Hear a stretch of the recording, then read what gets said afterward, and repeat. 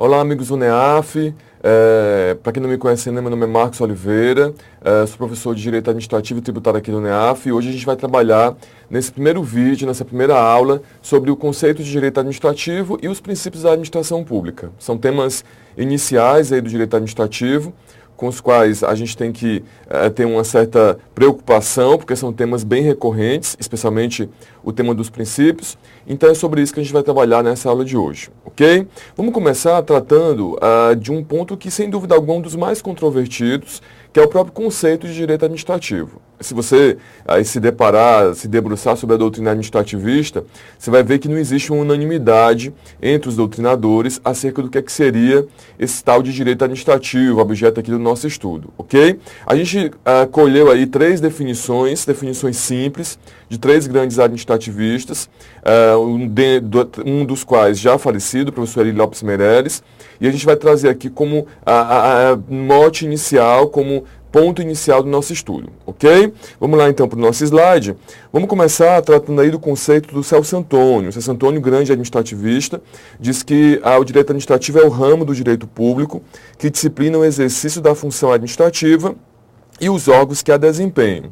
O Celso Antônio, portanto, na definição dele deixa muito claro, e isso é importante que a gente deixe bem anotado, o direito administrativo é um ramo do direito público. A gente sabe que o direito é dividido aí em dois grandes ramos, didaticamente falando, o ramo do direito público e do direito privado, e o direito administrativo, sem sombra de dúvidas, ele integra o grande ramo aí do direito público, portanto, ele não está entre os ramos do direito privado. O direito administrativo tem um objeto de estudo, ele estuda aí, segundo Celso Antônio, a função administrativa. A gente sabe que o Estado, visto aí como a repartição de poderes, visto cada um como uma função precípua, né, investigando a função precípua de cada um dos poderes da República, a gente já vê que uma das funções exercida por esses poderes é a função administrativa, a função típica do Poder Executivo. Você sabe melhor do que ninguém que essa repartição de poderes não é absoluta. A gente sabe que os poderes, eles na verdade exercem todas as funções, a função administrativa, a jurisdicional e a legislativa, mas sem sombra de dúvidas, cada um desses poderes tem a sua função típica. O Poder Legislativo, por exemplo, tem a função típica de legislar. Então nós podemos dizer que a função principal, a função típica desse poder é a função legislativa. O Poder Judiciário tem como função típica julgar, função jurisdicional. E o Poder Executivo tem como função típica a função administrativa, que, resumidamente, a gente pode entender como aquela função de aplicar a lei ao caso concreto, diretamente a lei ao caso concreto, visando atender o interesse da coletividade. Portanto, a função administrativa é a função de aplicação da lei, visando atender o interesse público. Você sabe que a função típica do Poder Executivo é essa, a função administrativa. Os outros poderes, o Poder Executivo, o Poder Legislativo e o Poder Judiciário também exercem essas funções de forma típica. E o professor Celso Antônio, brilhantemente, deixa destacado na definição dele que a função estudada por esse ramo do direito público é a função administrativa, né? Não seria propriamente a função jurisdicional, não seria propriamente a função legislativa, mas a função estudada pelo direito administrativo, sem sombra de dúvidas, é a função administrativa, a função ou a atividade de aplicação da lei ao caso concreto, visando atender o interesse da coletividade. Essa função administrativa ela é exercida por órgãos. O Celso Antônio acaba restringindo um pouco, porque ele se refere, conforme vocês veem, apenas a órgãos, quando na verdade nós temos aí como agentes, como a administração pública em sentido subjetivo, também as pessoas jurídicas, as entidades que compõem a administração pública e os próprios agentes públicos, os servidores públicos, por exemplo. Então o Celso Antônio ele destaca nessa definição dele, uma definição simples, uma definição bastante objetiva. Ele faz questão de destacar a função estudada por esse ramo do direito público, que seria a função administrativa, e deixa claro que essa função é exercida por órgãos. Lembrando que, na verdade, o conceito subjetivo de administração pública envolve também entidades, pessoas jurídicas e os agentes públicos, de que nós temos exemplos, os servidores públicos, né, que vocês serão daqui a pouco servidores do MP São Paulo. A Maria Silvia tem uma outra definição, uma definição que abrange uma parte da definição do Celso Antônio. Ela fala que a função, o direito administrativo é o ramo do direito público que tem por objeto os órgãos, agentes e pessoas jurídicas administrativas que integram a administração pública, a atividade jurídica não contenciosa que exerce e os bens de que se utiliza para a consecução de seus fins de natureza pública. Então percebe que a definição da Maria Silva é uma definição um tanto quanto mais abrangente, até porque menos sintética do que a definição do Celso Antônio. Maria Silva faz questão de destacar não só os órgãos que integram a administração pública, mas também lembra que essa administração pública também é composta por agentes e pessoas jurídicas administrativas. Maria Silva, portanto, foi além do Celso Antônio e lembrou aí que o conceito de administração pública em sentido subjetivo abrange não apenas os órgãos, mas também os agentes públicos e as pessoas jurídicas, aquelas entidades que compõem a administração pública. Mais uma vez ela repete, mais uma vez não, na verdade ela repete mais ou menos o que traz o Celso Antônio, quando ela fala que se trata de uma atividade que busca atender o interesse público, né? A função administrativa é uma função, uma atividade de natureza pública, que persegue não os interesses das pessoas que exercem a função, porque elas administram bens que não pertencem a elas, mas sim o interesse da coletividade. Então, a Maria Silva deixa claro que a natureza da atividade estudada pelo direito administrativo, essa atividade administrativa, ela é pública, de natureza pública. Ok? Ela também faz questão de destacar que a administração pública possui bens. E, obviamente, é através desses bens que ela consegue, também, através desses bens, que ela consegue atingir seus fins. Então, nós temos aí duas grandes definições que não se excluem, pelo contrário, se complementam, que são definições que compõem aí o que seria o direito administrativo de forma geral. Ok? Passando agora para a última definição, a definição do professor Eli Lopes Meirelles, ele fala que é o conjunto harmônico de princípios jurídicos que regem as atividades públicas tendentes a realizar concreta, direta e imediatamente os fins desejados pelo Estado. O professor Eli, já falecido, ele traz aí uma outra definição, focando, destacando os princípios. Você sabe que, aliás, é um dos temas da aula de hoje, que os princípios da administração pública são os fundamentos, os vetores de atuação do agente público, das entidades e dos órgãos. Então, o professor Eli, na definição dele, deixa destacada aí a existência desse estudo dentro do direito administrativo, do estudo dos princípios jurídicos que norteiam a atividade administrativa. Percebe que o que há de mais importante nessas todas essas definições, e o que a gente poderia colocar como comum entre essas e outras definições, é que o objeto do estudo do direito administrativo é a função administrativa.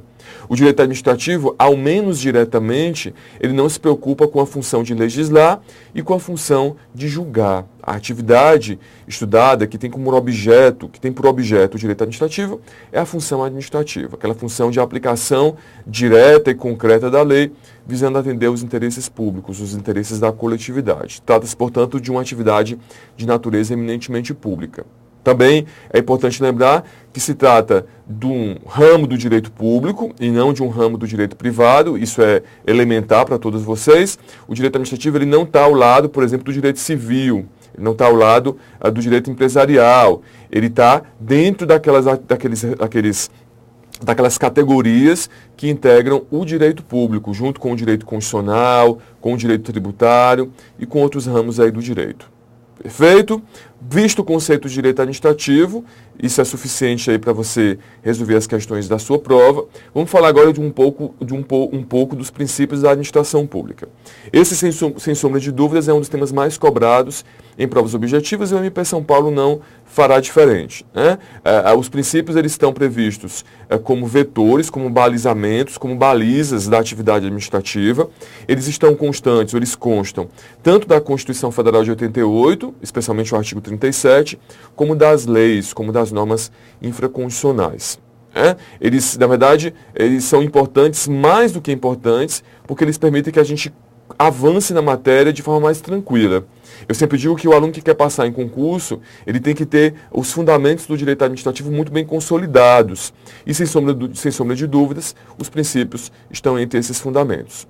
Vamos começar falando um pouquinho dos superprincípios da administração pública. Geralmente a gente começa a estudar os princípios da administração pública olhando logo para a Constituição e para as leis.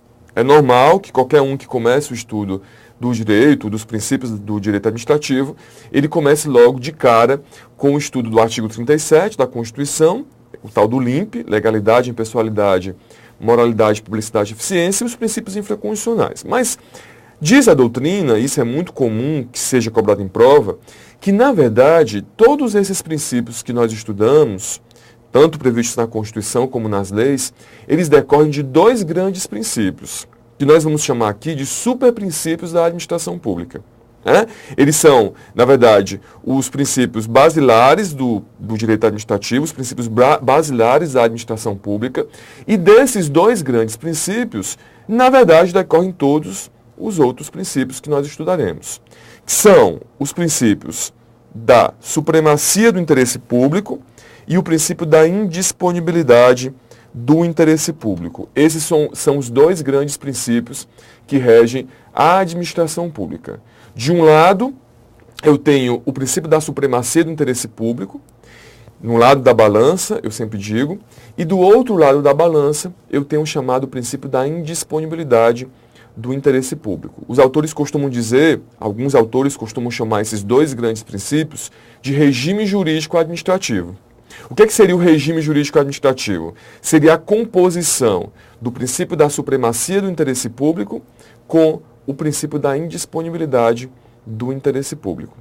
Vamos começar falando um pouquinho do princípio da supremacia do interesse público. Vocês sabem que quando se colocam dois particulares um à frente do outro, quando se colocam interesses particulares um à frente do outro, esses interesses eles estão colocados numa posição de horizontalidade. Esquece um pouco do direito administrativo e vem aqui agora um pouquinho para o direito civil. Lá no direito civil, quando eu tenho dois interesses particulares que se contrapõem, que conflitam entre si, eu não posso falar que nenhum desses interesses prevalece sobre o outro. Lá no direito civil, no direito privado, os interesses particulares eles se colocam numa relação de horizontalidade. Eu nem posso dizer, numa relação contratual, por exemplo, que o interesse do contratante é maior do que do contratado, ele se sobrepõe ao do contratado, e vice-versa também não, que o interesse do contratado se sobrepõe ao interesse do contratante. Na verdade, quando nós falamos do direito civil, do direito privado, não é o caso do direito administrativo, nós falamos em relações horizontais de interesse. Por exemplo, como é que isso se manifesta? Como é que eu aplico essa horizontalidade de interesses? Uma das aplicações mais importantes é o princípio da exceção do contrato não cumprido, que você estuda lá no direito civil. A exceptio non adimplente contractus diz, quando uma parte do contrato não cumpre o que lhe é devido, a outra parte não precisa cumprir o que é devido a ela. O que ela deve cumprir.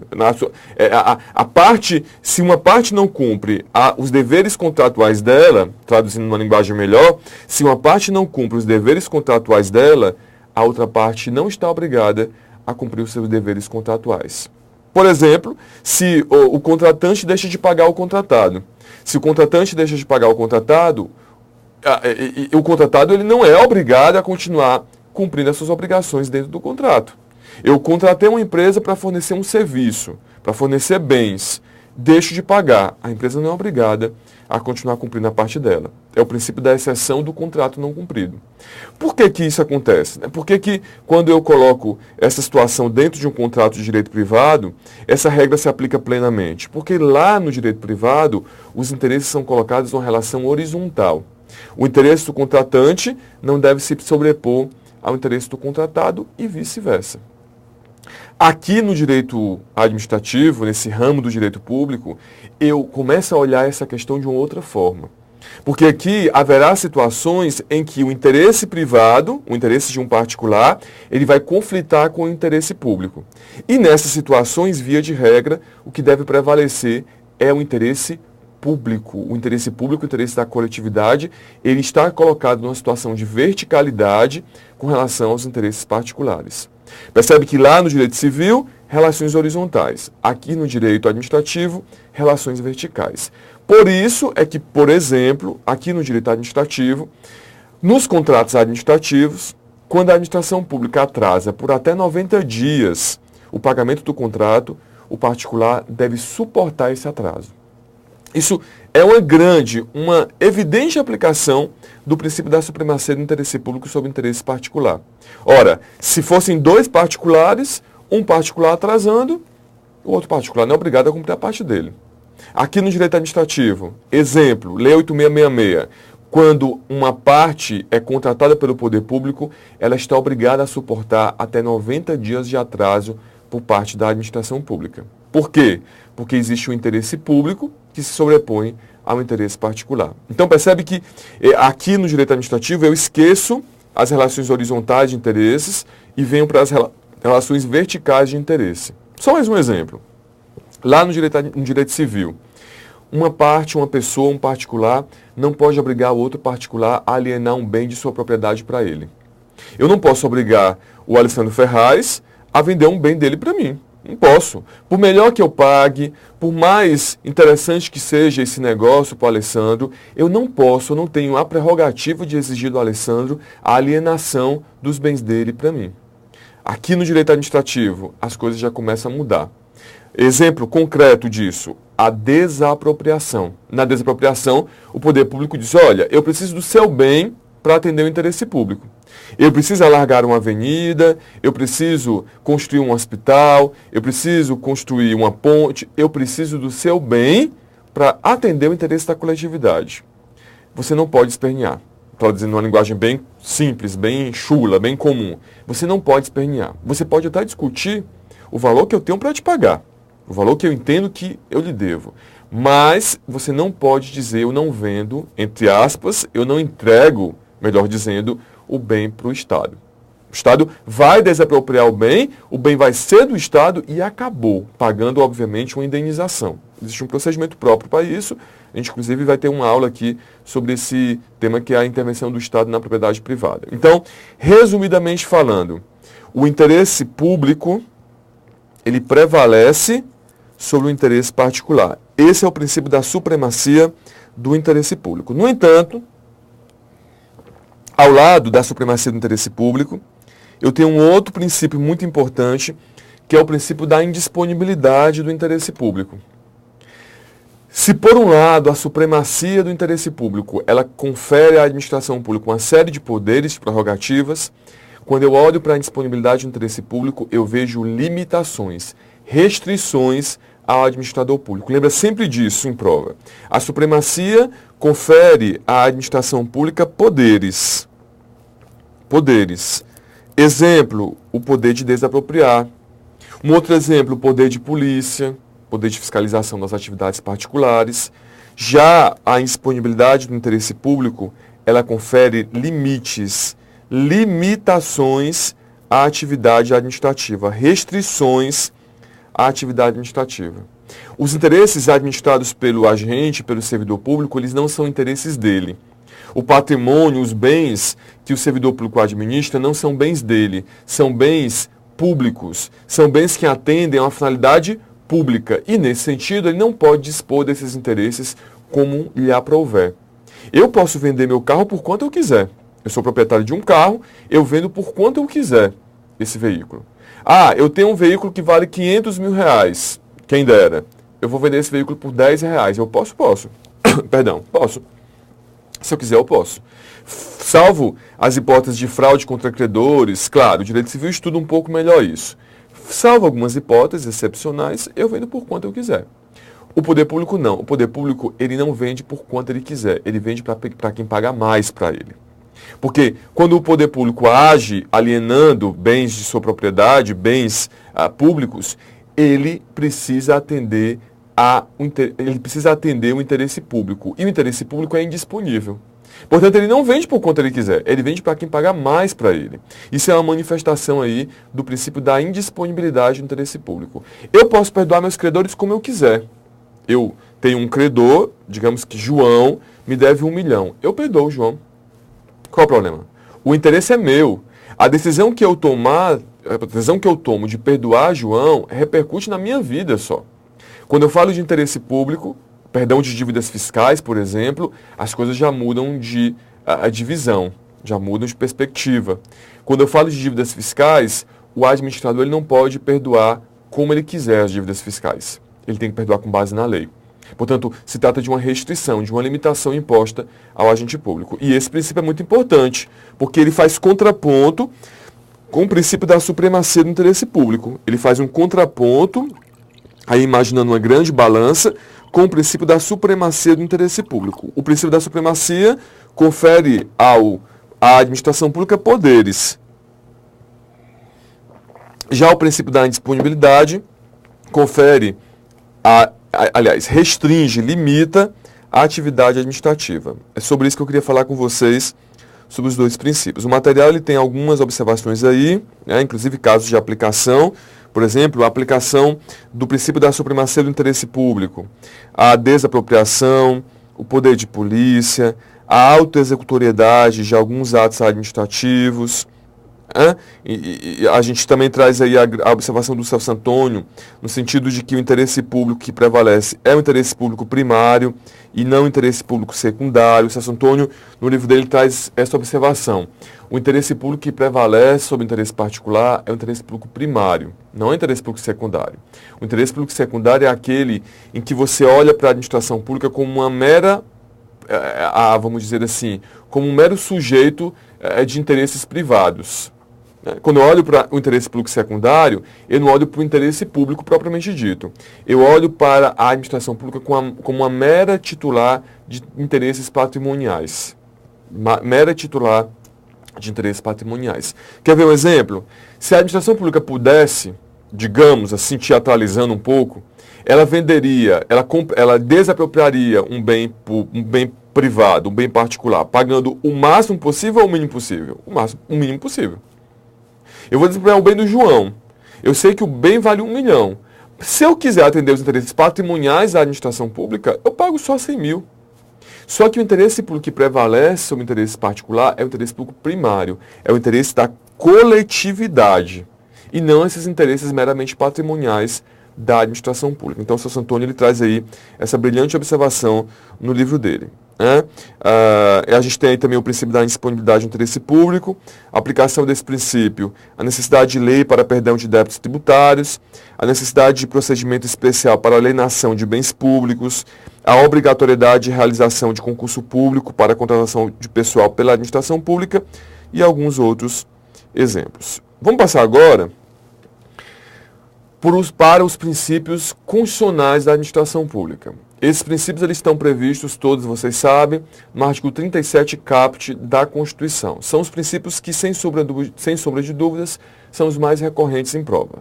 O artigo 37, ele traz para a gente esses princípios basilares da administração pública. Ele diz que a administração pública, direta e indireta, obedecerá aos princípios da legalidade, da impessoalidade, da moralidade, da publicidade e da eficiência. Esses são os chamados princípios constitucionais da administração pública. Cada um deles tem aí algum significado para a gente. O primeiro princípio é o princípio da legalidade. Segundo o princípio da legalidade, a administração pública só pode fazer o que a lei determina ou autoriza. O princípio da legalidade é um princípio basilar da administração pública, por força do qual a administração pública só pode fazer aquilo que a lei autoriza ou determina que ela faça. E aí a gente tem que lembrar, e porque também é bastante recorrente em provas, a diferença entre a legalidade no âmbito da administração pública, comparada essa legalidade com a legalidade no âmbito das relações particulares. Vocês sabem que nós, particulares, também somos regidos pelo princípio da legalidade. Todos vocês sabem disso. Só que a legalidade, quando olhada perante os particulares, ou quando olhada sob uma perspectiva privada, ela tem um significado diferente da legalidade da administração pública. A legalidade dos particulares traz a seguinte informação, ou tem o seguinte conteúdo, melhor dizendo. Particular, você pode fazer tudo que a lei não te proibir. Tudo que a lei não te proibir, você pode fazer. Já a legalidade da administração pública não tem esse conteúdo. A legalidade da administração pública tem o seguinte conteúdo. A administração pública, você só pode fazer aquilo que a lei determina ou autoriza. Nesse sentido, nós temos uma legalidade mais restrita, mais restrita. Então, muito cuidado com isso, porque isso de vez em quando cai em prova e no MP, provavelmente isso possa cair. A legalidade aplicada à administração pública, ela não possui o mesmo conteúdo da legalidade dos particulares. Particulares, legalidade, também rege a vida deles. Agora, lá nos particulares, o particular pode fazer tudo o que a lei não proibir. Já no âmbito da administração pública, a legalidade é: a administração pública, você só pode fazer aquilo que a lei determinar ou autorizar que você faça. Portanto, é uma legalidade um tanto quanto mais estrita do que a legalidade dos particulares. A função administrativa ela não pode contrariar a lei e só pode ser exercida com fundamento na lei. Seria o sentido negativo e o sentido positivo da legalidade da administração pública. Perfeito? Bom, alguns autores distinguem a legitimidade da legalidade. Entendem a legitimidade como a atuação, passei um pouquinho aqui, entendem a legitimidade como a atuação da administração pública conforme os princípios jurídicos. Bobagem isso aqui, mas a gente tem que falar. Legitimidade e legalidade, via de regra, são sinônimos. Ok? A gente, inclusive, quando fala da presunção de legalidade, legitimidade é a mesma coisa. Agora, há quem distinga a legitimidade da legalidade? Sim, há quem distingua. E, para quem distingue, a legitimidade estaria associada aos princípios jurídicos, enquanto a legalidade estaria associada à lei. Só que isso é uma bobagem porque a lei também contém princípios. Então, a gente teria aí que separar legitimidade e legalidade, porque alguns autores entendem que a legitimidade estaria associada à observância dos princípios jurídicos. Para grande parte da doutrina, essas expressões são sinônimas. Ok? A legalidade não está prevista só na Constituição, embora seja uma disposição, um princípio previsto expressamente no artigo 37 caput, ela também está prevista no artigo 2º da Lei 9784. Lá, quando a Lei 9784 trata dos princípios, diz que um dos princípios da administração pública é o princípio da legalidade, esse princípio que também é um princípio constitucional. Então, cuidado, porque, embora ele seja um princípio constitucional, ele também é repetido em algumas leis, dentre as quais a Lei 9784. Perfeito?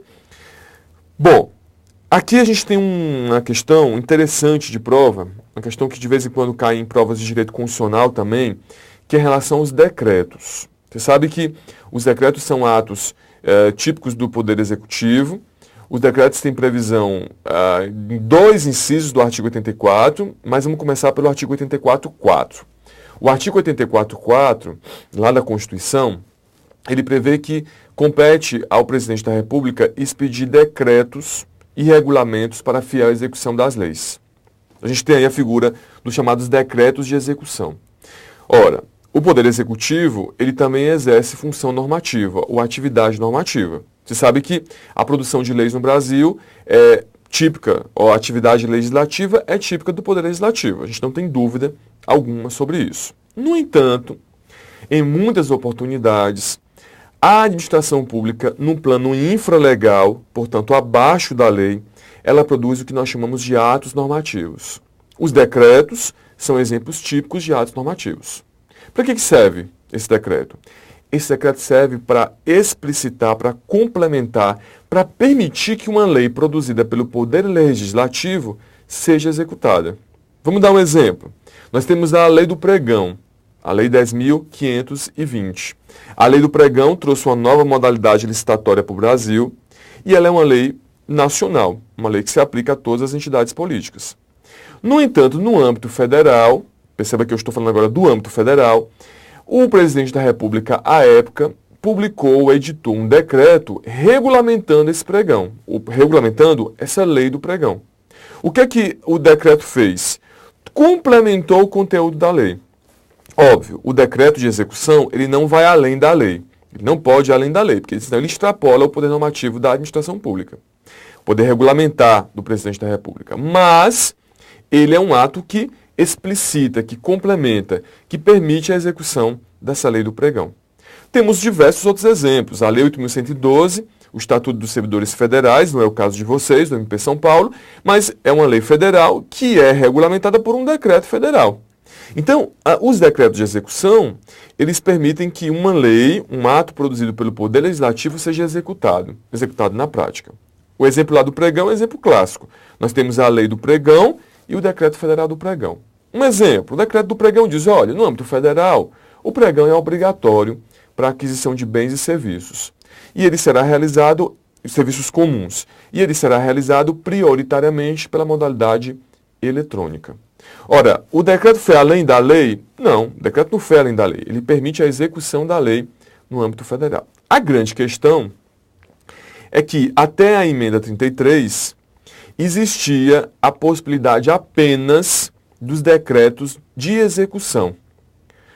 A partir da emenda constitucional, passou a ser previsto no texto constitucional a figura dos chamados decretos autônomos.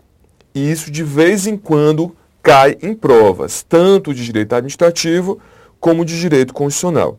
A Constituição foi emendada e passou a prever lá no artigo 84, inciso 6º, a figura dos chamados decretos autônomos. O que seria o decreto autônomo? Ora, o decreto autônomo é aquele que existe independente da lei. Se os decretos de execução do artigo 84.4, eles pressupõem a existência de uma lei, os decretos autônomos, eles não pressupõem a existência de uma lei.